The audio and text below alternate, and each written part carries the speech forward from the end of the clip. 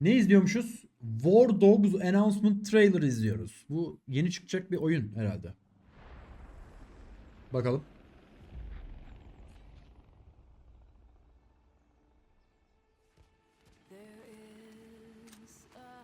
Şaka yapıyorsun bir de bu şarkıyla baştan. Daha çok ses. Wardogs.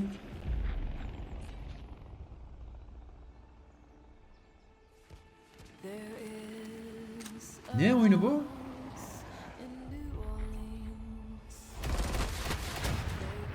You Kill for Cash'te beni birazcık kaybettin. Battle Royale gibi bir şey mi bu yoksa? Alone'da beni geri aldın. Solo oynanabiliyorsa severim.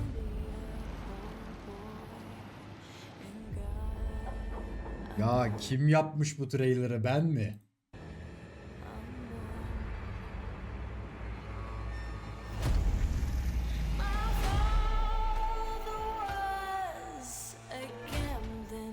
...100 kişi de beni kaybettin.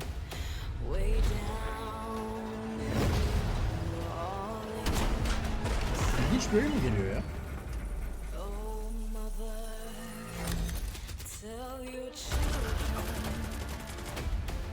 Bu bir ara Battle Royale'lere böyle bir mod getirmişlerdi. İşte en çok parayı üzerinde Warzone'da mı vardı öyle bir şey? Warzone'da vardı galiba değil mi? Warzone'da en çok parayı toplayan takım kazanıyordu falan filan gibi bir şey vardı. Öyle bir şey galiba bu.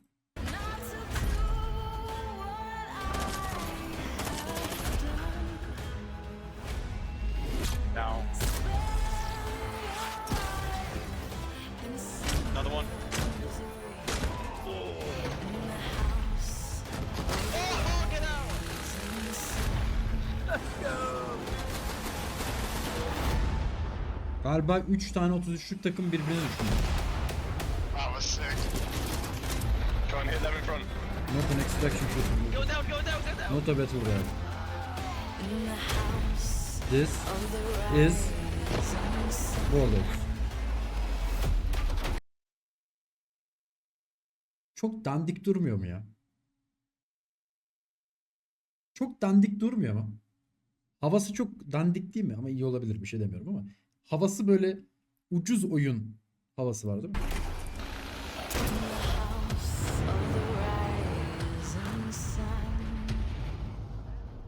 Ama bir yandan güzel de duruyor. Fena değil gibi yani. Başka bir şey var mı? İzleyebiliyor muyuz? Bu arada ben beğendim trailer'ı moruk.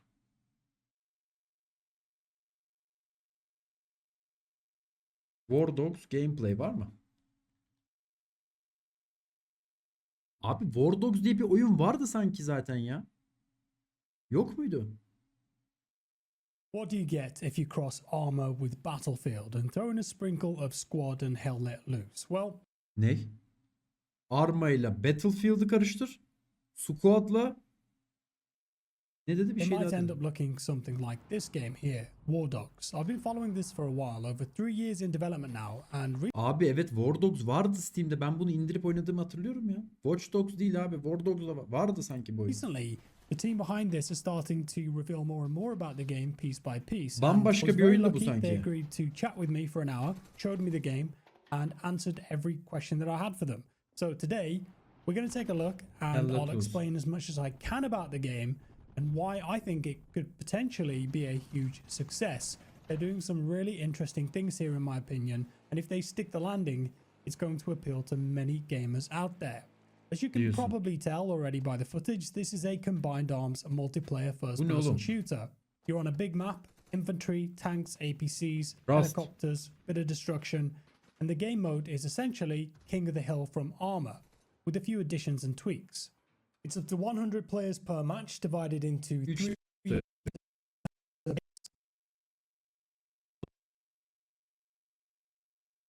Rust gibi vuruyordu. Benim sesim geliyor mu? Benim sesim de kesildi mi? Where they can spend in-game money on guns, armor, equipment, vehicles, and then they go out into the field and all fight for control of a large capture sector on the map with a small hot zone in it that moves, offering double points to whoever controls it. And the first team to get to 100 points in the match will win that match. In terms of length, each round can Mesela- last from 30 Mesela trailer'da diyordu ki solo da oynayabilirsin, 3 kişilik takımlarla da oynayabilirsin falan diyordu. Bu benlik bir şey değil mesela. Kimin videosunu seyrediyoruz? Jack Fraggs mi? Jack Fraggs diyor ki eğer bana gösterdikleri gibi oyun kendi temellerine tutunursa diyor oyun çok başarılı olur diyor da ben bu oyun modunun başarılı olacağını düşünmüyorum. Ama tabii başarılı olabilir yani Battlefield kitlesine hitap edebilir bu. Çünkü ben 33 kişilik bir takımın içerisinde bir şey yapmaya çalışmak istemiyorum. Hiçbir zaman istemedim. Bu daha çok böyle Battlefield seven oyuncu kitlesine hitap edecek bir şey. Bu kaos 33 vs 33 vs 33 ah ben nereden vuruldum oyunu. Points Çok in the belli yani. match will win that match. In terms of length, each round can last from 30 to 35 minutes Yıkıldı if mı it's a oyun? stomp and Yıkıldı. one team just completely Ha, ama dominates, and potentially up to 2 hours long if it's a closer yıkılma match. mekanikleri. And that pretty much explains the game in the Klasik hep aynı simplest şekilde terms. yıkılıyor But belli ki. there is so much depth and a ton of great features here that flesh it all out. The in-game cash Dümenden and yıkılma. economy in particular is what ties all of this together. This is really important to understand first and foremost, because Oyunun it will drive içerisinde every attığım mermiyi kamerayla izleyebiliyor muyum? single action in the game. So to explain, İlginçmiş o. everybody has a permanent bank of money. Oradan When you info join alırsın a ya. match, you can choose to spend as much or as little of that money as you want on things like guns, vehicles, building, gear, equipment, etc. And you're essentially renting anything that you purchase for that particular life in that match. Bu çok ilginç mekanikmiş ama bak. Maç içerisinde satın aldığın ekipmanlara parayla alıyorsun. İstersen budget gidebiliyorsun, istersen pahalı gidebiliyorsun. On things like guns, Bu ilginç mekanikmiş. vehicles, building, gear, equipment, etc. And you're essentially renting anything that you purchase for Kiralıyorsun. that particular life in that match. And based on how much you spend and your in-game actions, which earn or use money, you could leave that match with less or more money than when you started. That's the hook. In terms of moment-to-moment gameplay basics then, the movement, you've got crouch, prone, manual, lean, and different walk and sprint speeds. You can sprint at the normal Cargo speed gibi. forever, but the fastest sprint speed is limited with stamina, and it's also gated by the weight of your gear. Wear level 4 armor, for example, and you can't use the fastest sprint speed at all. It's a bit of a toss-up. The gunplay looked somewhere in between Battlefield and Arma, and the devs kept saying it's a hardcore shooter that doesn't forget it's a game. And I could see that when they demonstrated if you magged onto wall ölüş without any animasyonuna bak. control or attachments on an Ölüş AK-47, animasyonuna bir daha bak. if you hardcore shooter that doesn't forget it's a Bak game. bak bak. And I could see that when they Allah deyip zıpladı. demonstrated if you magged onto wall without any control or attachments on an AK-47, yeah, the recoil sprung up a lot, but with some recoil control, pulling down on the mouse, you get a much more acceptable spread. I think Mesela sağ üstteki $36.000 bizim takımın parası. bursting and tap fire will be key at medium to long Takımın ranges parasından here. mı harcıyoruz? All of the projectiles in the game are simulated too, which was very impressive. So everything that you fire, whether that's a bullet, a tank shell, a rocket, or artillery, has drop on it. They also showed me bullets ricocheting sometimes at shallow angles and traveling far distances when shot into the air. Of course, the longer they travel, the less damage they will do as they slow down. There was bullet penetration as well, simulated again, and different bu types of mermiyi bullets takip that you could edebilmek load. çok ilginç değil mi Armor ya? piercing, hollow points, and FMJ were given as some examples. Vehicles, I saw tanks, LAVs, trucks, jeeps, helicopters, little birds, Hueys, and attack helicopters. I was told that with the helicopters, they hired an aerospace engineer to make the helicopters as realistic as possible, and then they added a sys on top. So you don't have to have a joystick or be a flight sim expert to fly them, but at the same time, they will handle very realistic and accurately. Destruction, yes, you can blow stuff up. They described the destruction as being very similar to Battlefield 3, where they applied more thought behind it rather than having everything be destructible. Mentioning that they have tested it, and in previous playtests of the game where the destruction was more dynamic and you could blow almost everything up, the level design fell apart in a lot of the areas of the map and it became flat out worse than before. It's not good. So instead, they flipped to what they have now. So yeah, you can blow Yani diyor ki eskiden diyor her şeyi kırıp dökebiliyordunuz diyor ama her şeyi kırıp döktüğünde diyor bu sefer level design yerle bir oluyordu diyor. Yani ortalıkta savaşacak hiçbir şey kalmıyordu diyor. Biz de diyor her şeyin yıkılabilmesindense böyle bizim izin verdiğimiz yerlerin yıkılabilmesini ama gene bayağı bir şey yıkabiliyorsunuz diyor. Bu şekilde yaptığımızda diyor daha güzel olduğunu düşünüyoruz. holes in buildings and go Bence through mantıklı bu. them. Tanks can drive through some walls and houses. Artillery will crush your position if you're taking cover under something hard. But ultimately, Ama bunu yani 3 takım arasında oynamaktansa 2 karşılıklı takım arasında oynamanın daha zevkli olacağını düşünüyorum ben açıkçası. not everything is going to explode in favor of better gameplay. Spotting and the user interface. There are no Doritos in this game or red chevrons above enemy players' heads. Each player can ping a location for their squad, but not their team. And if you want to mark locations and enemies for your team, you'll have to use role gear like binoculars or IR goggles that you have to buy. So you'll spend some money from your bank, buy it, and you'll get cash rewards when people take out targets that you've marked. Marked targets will also appear on the minimap and tac map if they're nearby you. Friendly squad mates and teammates will have markers on them if you can see Bu oyunu them in your field kesinlikle of ve view. kesinlikle And the second oynayıp that they denemek leave your lazım. perspective or go behind a building, that marker Çok will iddialı bu disappear. oyun. Friendly fire is Ve on çok by fazla default, şeyi of aynı anda course, yapmaya so çalışıyor this kind bence. of thing is very important. And the thinking behind it here is if you can see someone on your screen and there's no marker above their heads, they're an enemy. There is no bleeding in the game if you get shot, but there are various strengths of bandages that you'll need to use if you want to get your health back. Revives are possible too. Any player can revive any player, yapıyoruz but baba? a Ellerimizi mi long ısıtıyoruz? revive takes around 20 seconds, so it's a concerted effort. Ne yapıyoruz oğlum? where Devam you'll have ediyoruz to adam make sure an başına. area is clear first. And you can also drag bodies too, like in Battlefield 6, to move your comrades into safer spaces. If you buy defibs, of course, you will be able to revive teammates much faster. Are there classes in the game? Not in the same sense as Battlefield, but I did mention role gadgets previously, which allow you to almost build your own class. The developers said that they don't want to tell you how to play, but they've added role items to enable more defined or hybrid playstyles. Taking a look at the loadout screen here, I can try to explain. Abi şu So in the önümüzdeki base karakterin playstyles, koşuş but animasyonu they've ne kadar kötü ya. Tam role önümüzdeki. items to enable more defined Tam or önümüzdeki adamın hybrid ayaklarını playstyles. yere basışa bakar mısın? Şunun bir ayakları yere basışa bir kes ya. Şunun. Taking a look at the loadout screen here, Oğlum götünden kakası yarım çıkmış çocuk gibi, evine koşan çocuk gibi. I can try to explain. So in the base, you will go to a vendor who will sell you items. You have options here for primary weapon, sidearm, spec item, helmet, armor, tac vest, backpack, and traversal. The spec item slot is where you can equip a role gadget.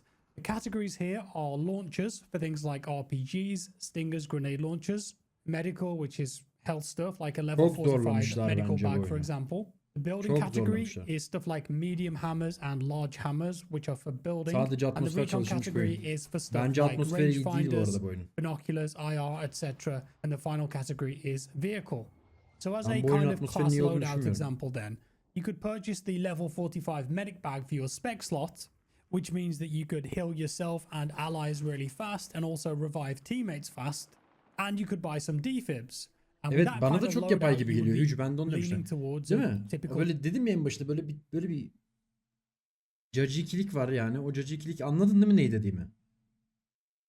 medic class, but at the same time, if you wanted to, you could buy a bigger backpack and also buy a large hammer to stick in there from the building Bu ne category kanka mesela? and become more of a hybrid medic builder. However, that's more expensive and you will weigh more, meaning that you'll be slower, it's more risky, and it will take a while for you to switch the role gadget out.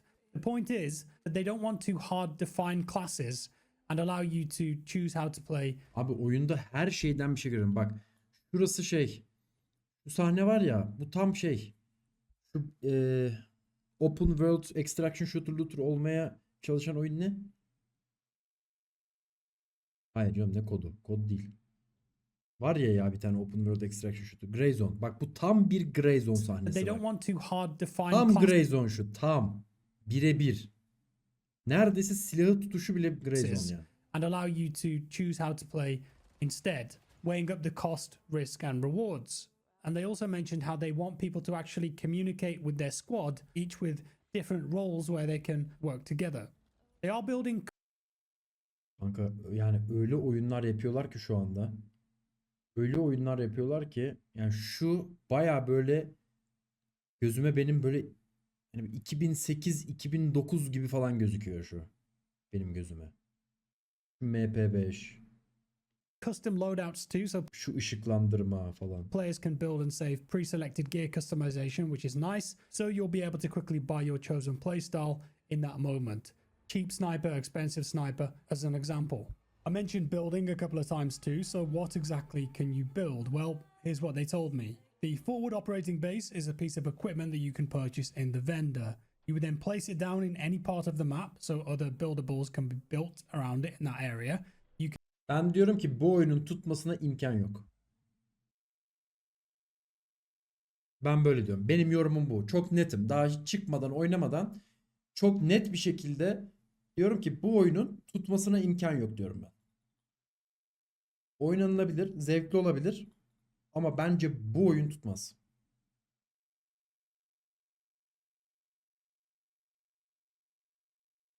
İmkanı yok bu oyun tutmasının. Neden biliyor musun?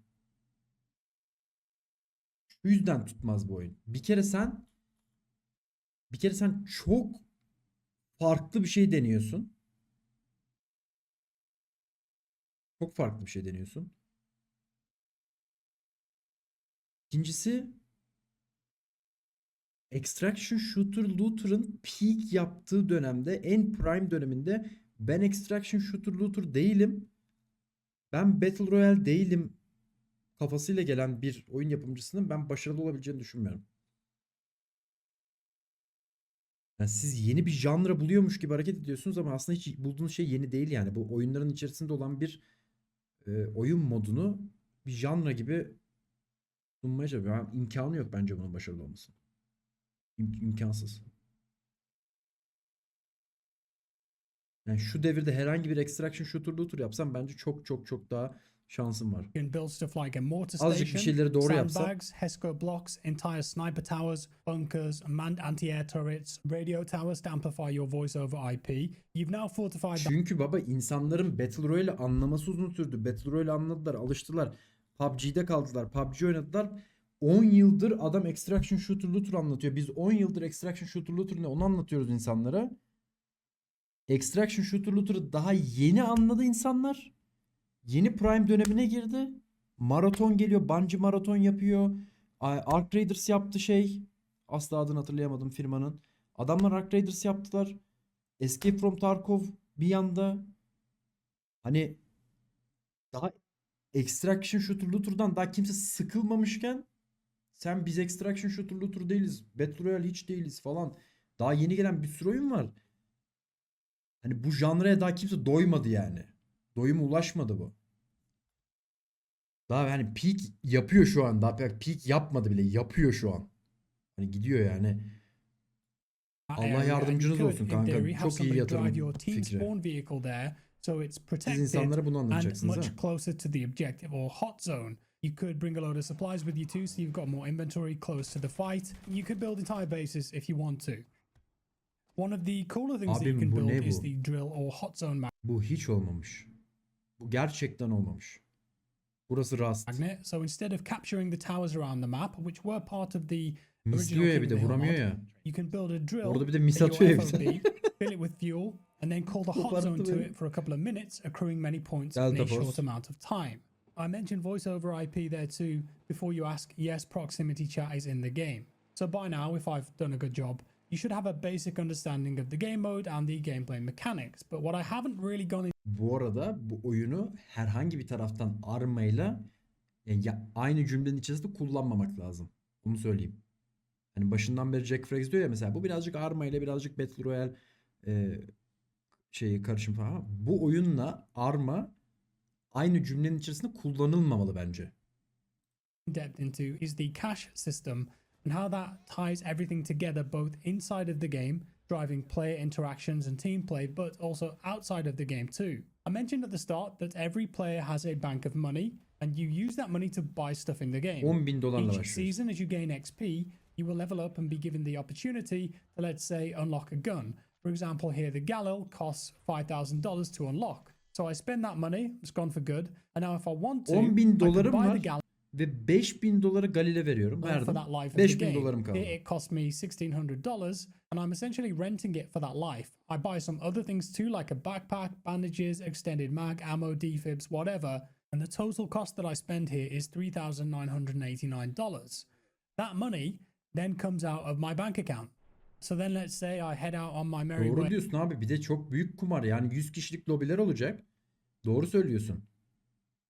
100 kişilik lobi olması lazım bu oyunun istedikleri performansta oynanabilmesi için. Çok zor ya bu. Yani bunu göremiyorlar mı ya? Bu oyunun tutmasına imkan yok. Run into İmkansız bu the oyunun battle tutması. full speed without thinking Ben or göt sticking olmaya with my hazırım. teammates, and I immediately get sniped in the head and I don't get revived. I'm now down $3,989 from my bank account. Not a good feeling. But suppose instead that I spend that money again, that $3,989, I stick with my squad, I get some kills, I score some objective points, build a few things, heal a couple of teammates, and then I die. In that life, because of my actions, I might have generated $15,000. So I would have increased my overall bank account balance there. That's a great feeling. The point is that there's a bit of jeopardy and risk Abi, here. Bana yetti. Bana yetti. Jack Frags oyunun ne olduğunu anlatabilmek için 20 dakikalık video çekmiş. 1 dakikadır falan oyunun ne olduğunu anlatmaya çalışıyor. Benim beynim yandı. Bunu Türkçe'ye çevirecek hal bende yok. Yani $10.000 oyuna başlıyorsun. Şu kadar da silah alıyorsun. Ondan sonra adam vurduğunda paramı kazanıyor falan. Abi yani bu imkanı yok bunun başarılı olması. İmkanı yok. Wardogs evet. Bu olacak iş değil bu. Yani bir 10 dakikada oyunun bize mekaniğini, gameplay'in nasıl olduğunu anlatacaksa yani PR'da da sıkıntı var bence. Böyle videolardan önce bence direkt oyun çıksaydı. Birazcık mesela hype yaratsalardı, ne olduğunu merak ettirselerdi, oyunu salsalardı, oyuna girip oyunda öğrenseydik çok daha güzel olurdu. Çok uzun iş, çok uzun hikaye. Haklarında hayırlısı.